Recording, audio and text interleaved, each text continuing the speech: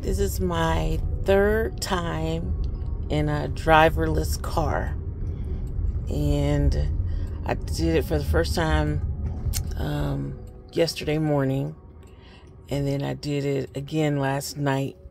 I wanted to compare how the ride was between night and day, and it was both times it was really nice. And so yeah, this is my third time. As you can see, the steering wheel is turning by itself.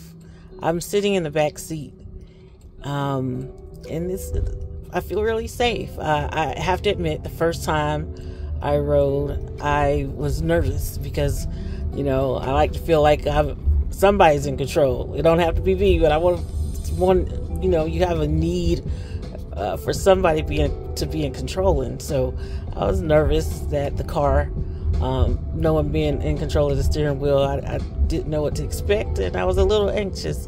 But overall, I felt very safe riding in the back seat. And you can also ride in the front seat, I believe, in the passenger seat. But yeah, they make it really easy. You order a car just like you do an Uber or Lyft. You arrive, the car waits for you for 5 minutes before it leaves, but you arrive, and then you have a button on the app that you press to unlock the door.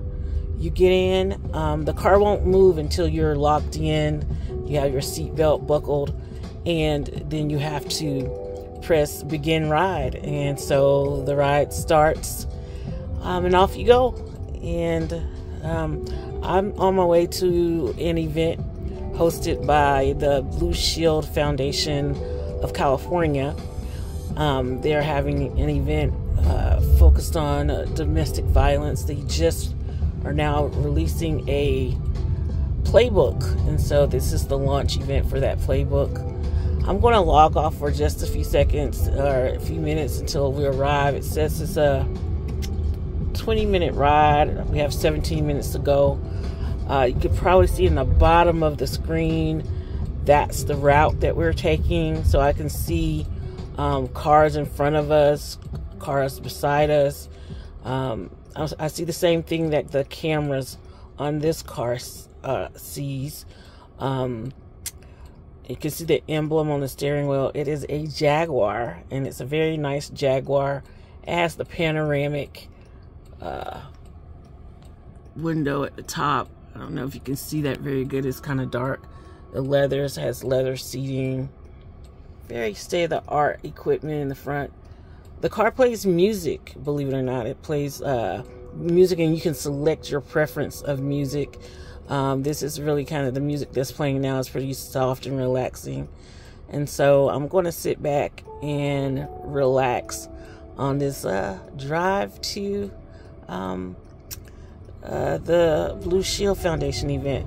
I'll log back on once we get there, or a few minutes before we get there.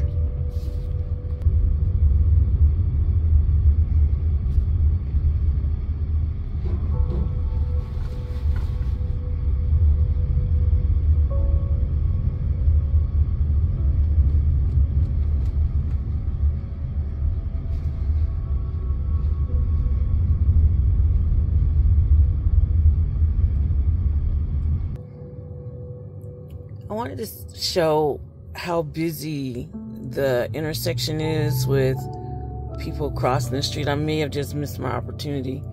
I'll try to show it again, but you can see the traffic crossing in front of us.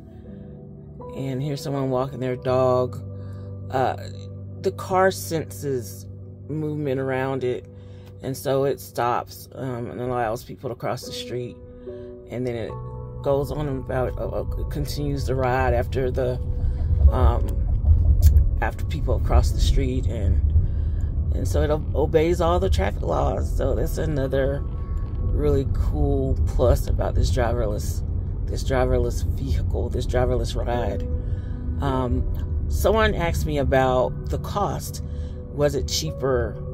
See, here's a car coming out of a garage, and it's hesitated, and then continued on once it saw that the car stopped. But someone asked me about the cost and whether it was cheaper than Uber and Lyft? And the answer is it's about the same, to be honest with you. The only difference is with the driverless car, there is no tip.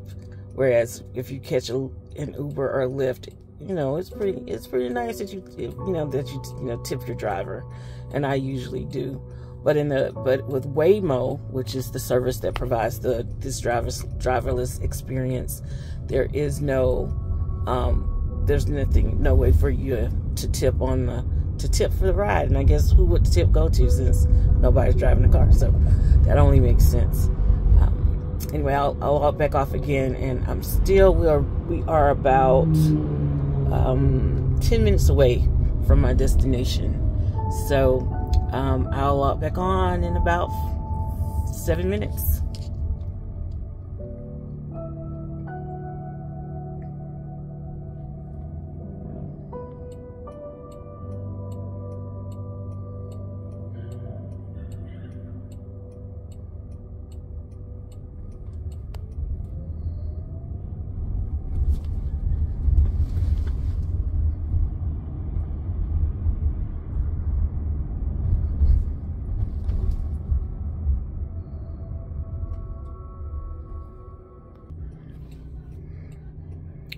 Okay, I'm back. We are about 3 minutes away. You could probably see on the screen at the bottom of the video. You may see that it says we're about 3 minutes away from my destination. We are in heavy traffic. Have cars on either side of us, and this is a 4-lane street.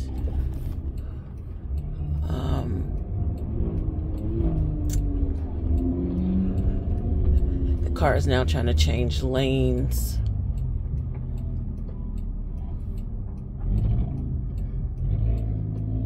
And as you can see, it just changed lanes to make a left-hand turn.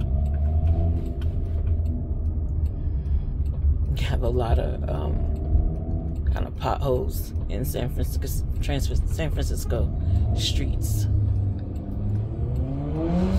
So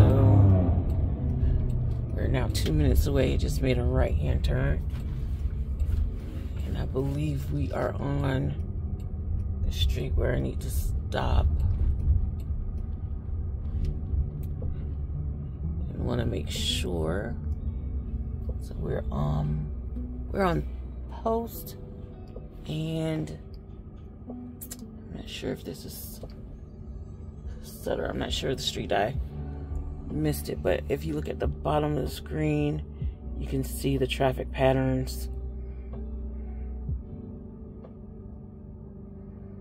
And I'm probably going to have to cut this video down, but I just wanted you all to see everything as we move. We are at a stoplight right now. On the right-hand side of me is one of San Francisco's finest. It's a police car. Let's see if you can now turn so you can see San Francisco Police Department. So we're both stopped at the light, and then you see people crossing the street.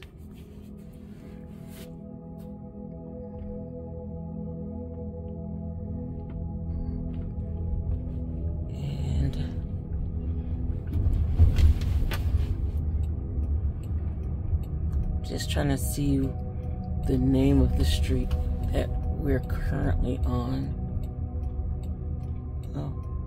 Oh, we're pulling over. So I have arrived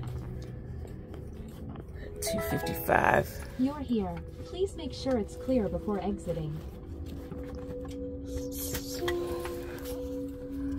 So the car let me know I'm here. I hope I'm here. And you have to pull on a handle twice to get out. Now I just gotta find the destination, the building that I'm supposed to go in. And so that's it. Oh, let me close the door better. This is the car, and it'll pull off in a second, I think. So this is the outside of the car. It says Waymo. It just locked. And now it's pulling off. It's leaving me. That was my ride.